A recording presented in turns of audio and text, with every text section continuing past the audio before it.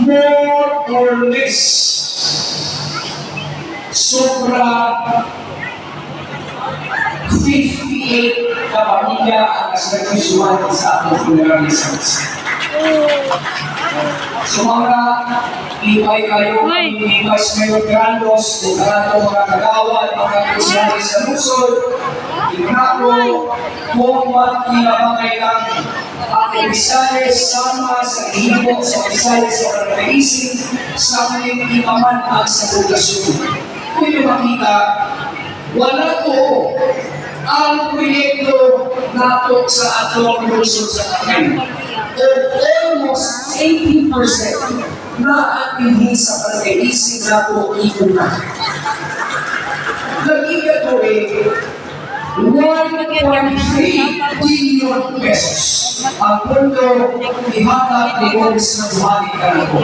2023, 1.3 billion.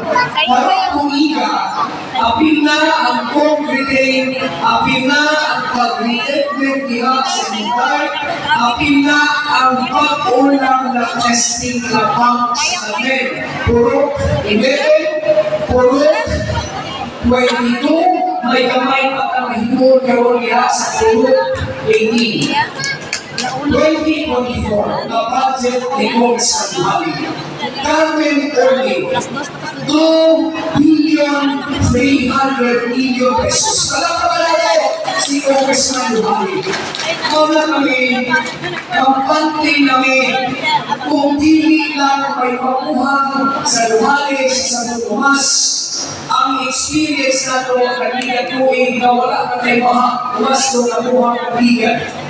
Ang atong bagong bomba sa buhay, karang sa 22, puro 11, ang puro 8,000 na. Alam ko na function na talan, pero may ikupot pa nagya sa puro 18, isa kakumpa na gamay. Kung kaluyan sa ginoo na may makuhang, nag-restore na naluwagay sa isip, nag-restore na naluwagay, hindi mamahimo maging luwas na ang isip na katawan sa bahay. Meron mag-gawin, may 50 million din na recruitment, may 100 million diya sa bigas, may 100 million din katulong sa mga local trade, mamahimo masulbat ang atong problema sa bahay.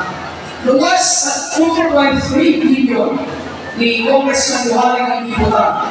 May national government project na tawag na UPMO budget na i-finance sa Asia Development Fund.